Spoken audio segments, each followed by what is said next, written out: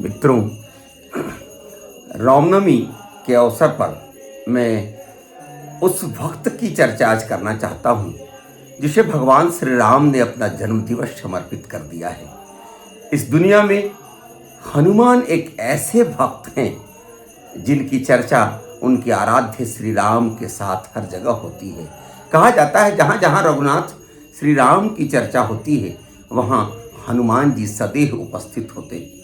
राम का जन्म रामनवमी के दिन हुआ, मगर पूरा देश राम के जन्मोत्सव के दिन हर जगह महावीर ध्वज फहराता है, बजरंगबली का झंडा फहराता है। ये तुलसीदास जिन अखाड़ों की व्यवस्था किए थे उसमें भी हनुमान के शक्ति प्रदर्शन की बात है। हनुमान चालीसा तुलसी द्वारा लिखे गए समस्त पुस्तकों में सबसे अधिक पठनीय रचना है। हालांकि आध्यात्मिक दृष्टि से इसमें बहुत ही शक्ति है, क्षमता है। आज संपूर्ण भारत ही नहीं, भारत से गए विदेशों में भी जो लोग हैं हनुमान चालीसा का एक छोटा सा गुटका अपने साथ ले जाते हैं। मैं चाहता हूं कि इस रामनवमी के अवसर पर हनुमान चालीसा जो चंद पंक्तियों की एक पुस्तक है, मगर कहा जाता है अतुलित बलधामम हेम शैलाभ देहम स्वर्ण, जो हनुमान हैं उनके अतुलित बल की पूरी क्षमता जिस पुस्तक में है वह है हनुमान चालीसा। हनुमान चालीसा हम पढ़ते हैं, नियमित पढ़ते हैं, पूरा देश पढ़ता है। सबों की आस्था है कि जो भी हनुमान चालीसा पढ़ता है राम जी की विशेष कृपा उस पर होती है। हनुमान जी तो जीवंत देवता हैं ही। आज मैं चाहता हूं कि हनुमान चालीसा की पंक्तियों के अर्थ पर आपसे बात करूं। छोटी सी पुस्तक, आस्था की सबसे सघन पुस्तक, मगर हम अर्थ समझे बगैर पढ़ते हैं तो मुझको लगता है कि मैं आज अपने श्रोताओं को तुलसी की वो जो हनुमान चालीसा है उसके अर्थ से रूबरू कराऊं। पंक्तियां बहुत छोटी हैं। श्री गुरु चरण सरोज रज निजमन मुकुर सुधार। तुलसीदास ने पंक्ति की शुरुआत की है कि श्री गुरु के चरणों के रज से, जो चरण जो गुरु के हैं वो कमल की तरह के जो चरण हैं, उन कमल रज से निजमन मुकुर सुधार, अर्थात अपने मन रूपी आईने को साफ करने की जरूरत है। श्री गुरु चरण सरोज रज निज मन मुकुर सुधार। और जब श्री गुरु के चरण कमलों के रज से अपने मन रूपी मुकुर को यानी आईने को हम साफ करेंगे, तभी श्री गुरु चरण सरोज रज निजमन मुकुर सुधार वर्णव रघुवर विमल यश। तभी उस रघुकुल वर जो राम हैं उनके विमल यश, जिसमें कोई कलंक नहीं है, वर्णव रघुवर विमल यश जो दायक फलचार, उस बगैर किसी कलंक वाले राम के चरित्र की वंदना हम तभी कर सकते हैं, उस चरित्र का श्रवण, उस चरित्र का नमन तभी कर सकते हैं जब श्री गुरु के चरणों से अपने मन रूपी मुकुर को सुधार लेते हैं। ये आरंभिक पंक्तियां हैं। गुरु की भी चर्चा है, अर्थात हमें एक ऐसा गुरु चाहिए जिसके चरण कमल रज से हम अपने मन रूपी आईने को साफ करेंगे, तभी वर्णव रघुवर, तभी उस रघुवर के वर्णन करने लायक होते हैं जो दायक फलचार। राम अर्थ धर्म काम मोक्ष चारों फलों को दान देने वाले हैं, मगर यह चारों फल तभी प्राप्त हो सकता है, उसी को प्राप्त हो सकता है जो अपने गुरु के चरण कमल रज से अपने मन रूपी आईने को शुद्ध और पवित्र कर लेगा, साफ कर लेगा। श्री गुरु चरण सरोज रज निजमन मुकुर सुधार वर्णो रघुवर विमल यश जो दायक फलचार। और तब हनुमान की वंदना शुरू होती है कि जय हनुमान बुद्धिहीन तनु जान के सुमिरो पवन कुमार। हम तो बुद्धिहीन हैं, बुद्धिहीन तनु जान के सुमिरो पवन कुमार। हे पवन कुमार, मैं बुद्धि और बल से हीन हूँ, तुम्हारा सुमिरन करती हूँ। बल बुद्धि विद्या देहु, तुम ही बल के मालिक हो, बुद्धि के मालिक हो, विद्या के मालिक हो। बल बुद्धि और विद्या देहु हरहु कलेश विकार। जो मेरे मन में क्लेश है, ये तारे संताप है, वो तुम ही हर सकते हो हनुमान। चार पंक्तियों का अर्थ मैंने कहा, अब विस्तार से तो नहीं बता सकता, मगर सहज में मैं सहज अर्थों के साथ पंक्तियों को आगे लेकर चलता हूं कि श्री गुरु चरण सरोज रज निजमन मुकुर सुधार वर्णो रघुवर विमल यश जो दायक फलचार। बुद्धिहीन तनु जान के सुमिरो पवन कुमार, बल बुद्धि विद्या देहु हरहु कलेश विकार। ये सारे क्लेश और विकार तुम ही हर सकते हो हनुमान जी। जय हनुमान। अब देखिए हनुमान की आराधना शुरू होती है कि जय हनुमान ज्ञान गुण सागर। कहा जाता है ज्ञानी नामाग्रगण्यम है हनुमान, सकल गुण निधानम है हनुमान। कि जय हनुमान, वो हनुमान जो हैं ज्ञान और गुण के सागर हैं। जय कपीस, वो कपियों के ईश है। तिहु लोक उजागर, तीनों लोक में इसका एहसास है कि सबसे बलवान हैं हनुमान जी। वो रामदूत अतुलित बलधामा, अंजनी पुत्र पवन सुत नामा। वो राम के दूत हैं और अतुलित बल के धाम हैं, अंजनी के पुत्र हैं और पवन के सुत हैं, हवा के पुत्र हैं। यह दुनिया को चाहिए रहे। महावीर विक्रम बजरंगी, कुमति निवार सुमति के संगी। ये महावीर भी है और विक्रम बल के मालिक भी हैं।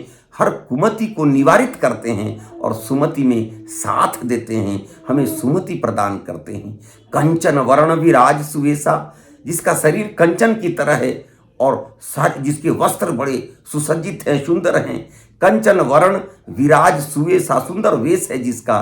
कानन कुंडल, जिसके कानों में कुंडल है। और कुंचित केसा, जिसके बाल घुंघराले हैं। हाथ वज्र और ध्वजा विराजे, हाथ में वज्र और ध्वजा है। ये सनातन धर्म का ध्वजा जो भगवा ध्वज है वो हनुमान के हाथ में है।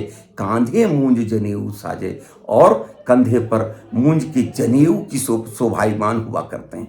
यह हनुमान का शारीरिक वर्णन है। चलिए आज थोड़ा धैर्य रखिएगा तो हनुमान चालीसा को मैं पूर्णतः आपके साथ शेयर करूंगा कि शंकर स्वयं केसरी नंदन, शंकर जी जो हैं स्वयं इस में केसरी नंदन में हैं। शंकर कोई और नहीं है, हनुमान जी स्वयं इस केसरी नंदन के अंदर विराजमान हैं। ये केसरी पुत्र जो हनुमान है वो स्वयं शंकर के अवतार हैं। शंकर स्वयं केसरी नंदन, तेज प्रताप महाजगवंदन। पूरी दुनिया जिसकी वंदना करती है, जिसके तेज और प्रताप की। विद्यावान गुणी अति चातुर, दुनिया के सबसे विद्यावान भी हैं, गुणी भी हैं और अति चतुर भी हैं। आपने देखा कि जब जरूरत पड़ती है तो हनुमान पर्वत का आकार ग्रहण कर सकते हैं, और जब जरूरत पड़ती है हनुमान एक छोटी सी चींटी का रूप भी धारण कर सकते हैं। अर्थात वो विद्यावान हैं। जो बुद्धिमान होता है वही कभी शैल का रूप धारण कर सकता है और कभी चींटी का रूप धारण कर सकता है। विद्यावान गुणी अति चातुर, राम काज करिबे को आतुर। हर समय राम के काम को करने के लिए आतुर रहने वाले हैं आप हनुमान जी। प्रभु चरित्र सुनबे को रसिया, तुम रसपूर्वक उस राम के चरित्र को सुनते हो। राम लखन सीता मन बसिया, और राम और लक्ष्मण जिसके हृदय में बसते हैं। सूक्ष्म रूप धर सिया ही दिखावा, तुम भैया सीता के पास जब लंका में गए तो सूक्ष्म रूप धारण करके तुमने उसे दिखाया, और विकट रूप धर लंक जरावा। और जरूरत पड़ी तो लंका में विकट रूप धारण करके तुमने संपूर्ण लंका का दहन कर दिया था। भीम रूप धरि असुर संहारे, तुमने भीम का रूप धारण करके असुरों का संहार किया, और रामचंद्र के काज सवारे। तुम ही तो हो राम के अनन्य भक्त, जिसने सारे कार्यों को राम का संवारा है। लाए सजीवन लसन जाए, तुम ही सजीवनी बूटी लाकर लक्ष्मण को जिलाने वाले हो। श्री रघुवीर हरस उर लाए, जिसको राम जी हर्षित होकर अपने हृदय से लगाते हैं, वो हर्षित हृदय से लगाए जाने वाले तुम ही हो। श्री रघुवीर हरस उर लाए, रघुपति की ही बहुत बड़ाई। राम जी ने सदैव तुम्हारी बड़ाई की है। तुम मम प्रिय भरत सम भाई, राम ने स्वयं कहा कि तुम भाई भरत के समान तुम मुझे प्रिय हो। श्री रघुवीर हरस उर लाए, रघुपति की ही बहुत बड़ाई। तुम मम प्रिय भरत सम भाई, और सहस वदन तुम रोजस गावे। ये हजार मुख अगर हो जाएं तो हजार मुख से भी तुम्हारा ही गायन किया जाना चाहिए। सहस बदन तुम रोजस गावे, अस कही श्रीपति कंठ लगावे। भगवान तुमको अपने गले से, अपने छाती से लगा कर रखते हैं। तुम भगवान श्री राम के हृदय में बसने वाले हो। सनकादिक ब्रह्मादि मुनीसा, नारद सारद सहित ऐसा। ये जो सनक हैं, सनातन हैं, सनंदन जी हैं, सनत कुमार जी हैं, मुनि हैं, नारद हैं, सरस्वती हैं, शेषनाग हैं, ब्रह्मा हैं, सब तुम्हारा गुणगान किया करते हैं। सनकादिक ब्रह्मादि मुनीषा, सारे सनकादिक ब्रह्मादि मुनीषा, नारद सारद सहित अहिसा, सबके सब तुम्हारा गुणगान किया करते हैं। जम कुबेर दिगपाल जहाँ ते, कवि कोविद कही सके कहाँ ते।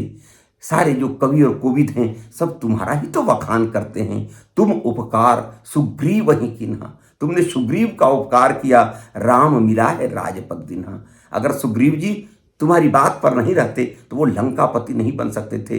तुमने उस सुग्रीव का उपकार किया है। राम, अगर सुग्रीव जो हैं सो नहीं होते तो बाली का समापन करके सुग्रीव का राज्याभिषेक नहीं हो सकता था।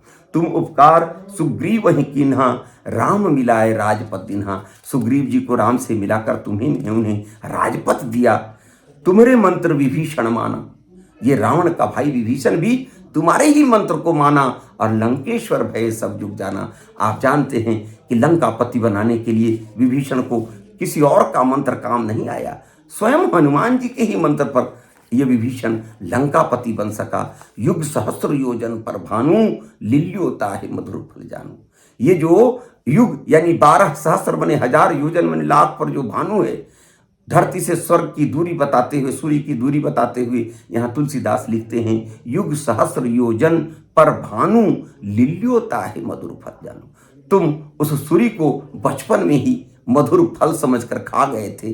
प्रभु मुद्रिका मेल मुख माही, प्रभु की अंगूठी, जब समुद्र लांघना था तो प्रभु की अंगूठी को अपने मुंह में रखकर जलधि लांघ गए अचरज नाही।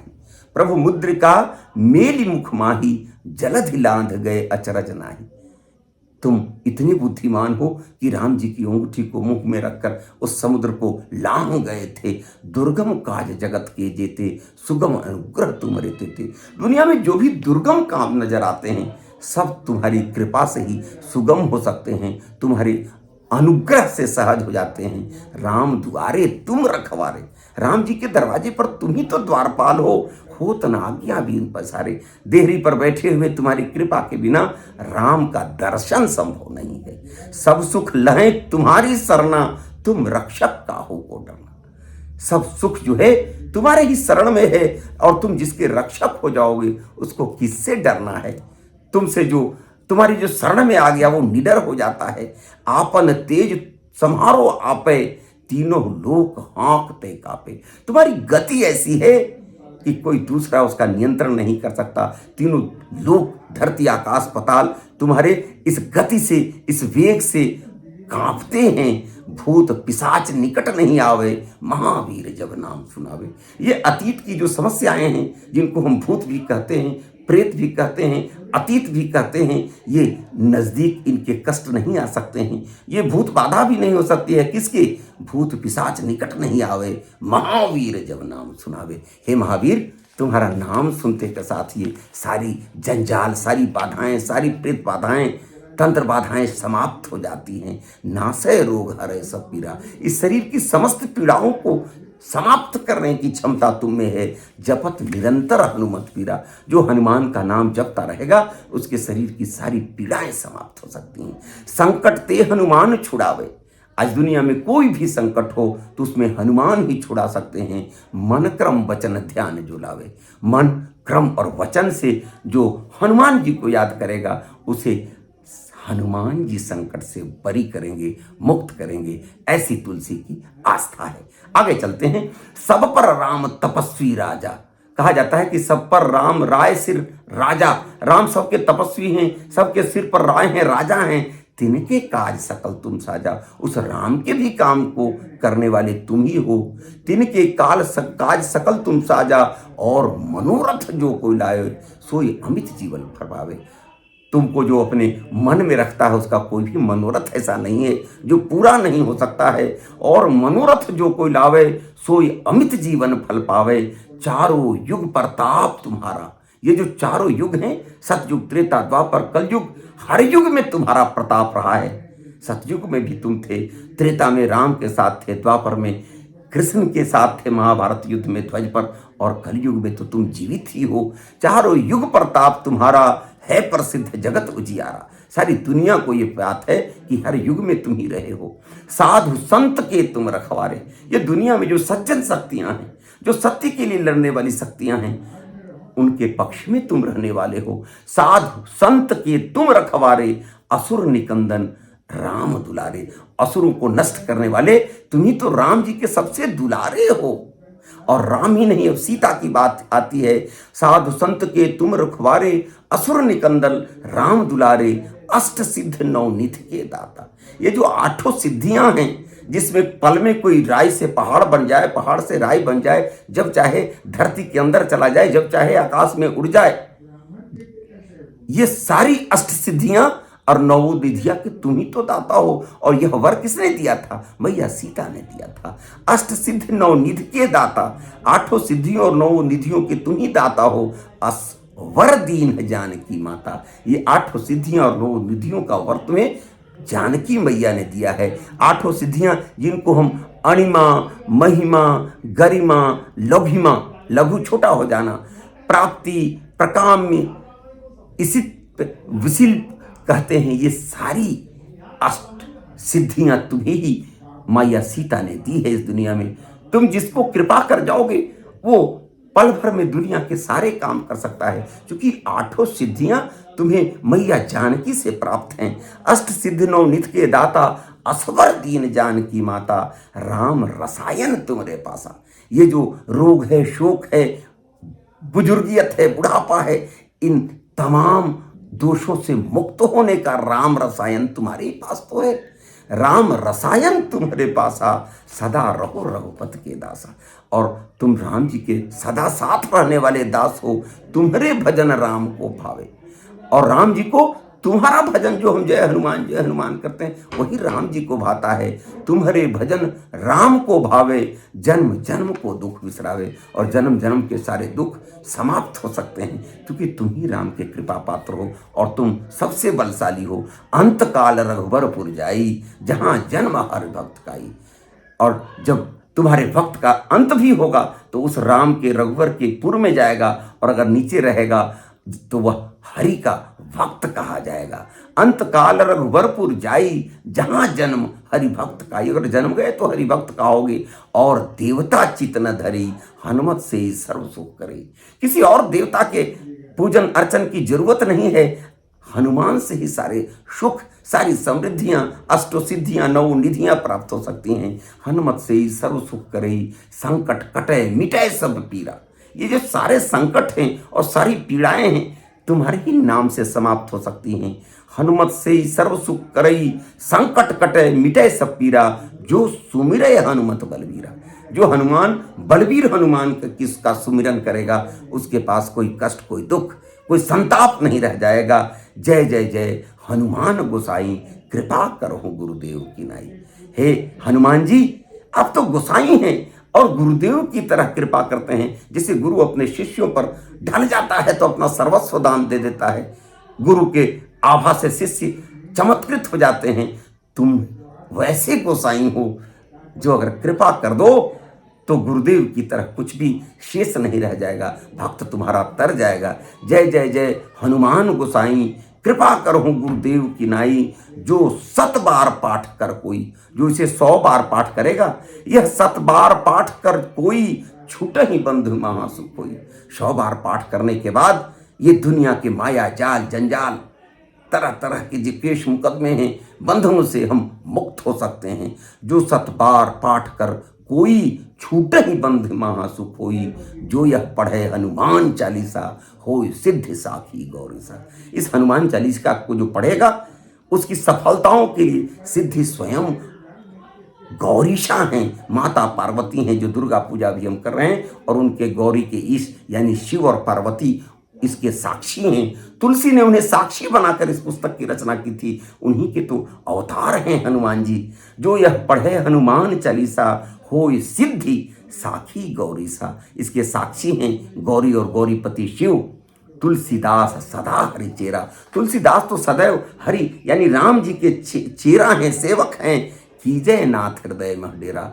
यह तुलसी भी राम का भक्त है, इसलिए हे हनुमान जी, आप भी भक्त हैं। यह भक्त तुलसी भी है, और यह भक्त सारी दुनिया है जो आपका नाम जपती है। तुलसीदास सदा हरि चेरा, कीजय नाथ हृदय मह डेरा। मेरे हृदय में स्थायी रूप से वास करिए। पवन तनय संकट हरण। हे पवन के तन वाले, संकट को हरण करने वाले, मंगल और मूर्ति के रूप राम लखन सीता सहित हृदय बसहु सुरभूप। राम लखन और सीता के साथ इस हृदय में बसिए।